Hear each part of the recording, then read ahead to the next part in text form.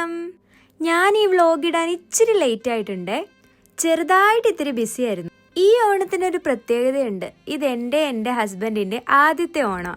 ഇത്തവണത്തെ ഓണം ഞങ്ങൾ സെലിബ്രേറ്റ് ചെയ്യുന്നത് എൻ്റെ കുഞ്ഞമ്മയുടെ വീട്ടിൽ വെച്ചിട്ടാ.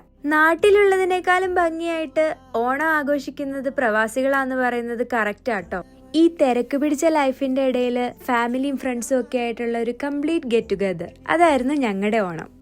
പാട്ടും ഡാൻസും ഒക്കെ ആയിട്ടുള്ള ഒരു കംപ്ലീറ്റ് സെറ്റപ്പ് ആയിരുന്നു ഞങ്ങളുടെ ഓണ സെലിബ്രേഷൻ. കൂടെ അടിപൊളി ഓണക്കളികളും ഉണ്ടായിരുന്നു കേട്ടോ.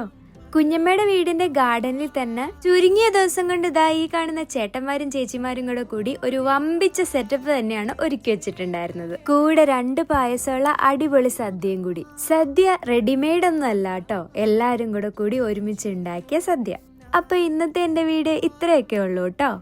അപ്പൊ സബ്സ്ക്രൈബ് ചെയ്യാനും ലൈക്ക് ചെയ്യാനും കമന്റ് ചെയ്യാനും മറക്കൂലെന്ന് വിചാരിക്കുന്നു. പുതിയൊരു വീഡിയോ ആയിട്ട് കാണുന്നവരെ ബൈ.